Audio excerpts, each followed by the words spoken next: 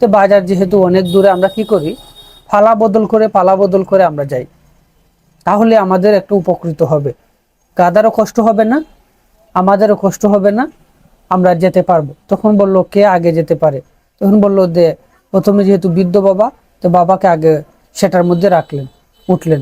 উঠার পর ধীরে ধীরে কিছু দূর যাওয়ার পর তিনি নেমে গিয়ে তার সন্তানকে সেখানে রাখলেন এবং তারা কিছু দূর গেলেন।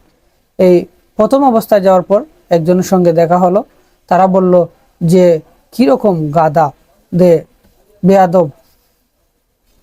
তারা বললেন যে বাবার ভিতরে কোনো মায়া দয়া নেই, ছেলেকে নিয়ে এভাবে কষ্ট দিয়ে নিজে গাদার উপর দিয়ে যাচ্ছে।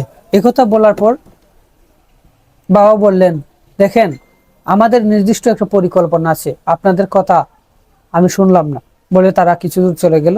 যাওয়ার পর বাবা নামলেন এবং ছেলেকে তুললেন। ছেলেকে তোলার পর কিছু দূর যাওয়ার পর আবার কিছু লোক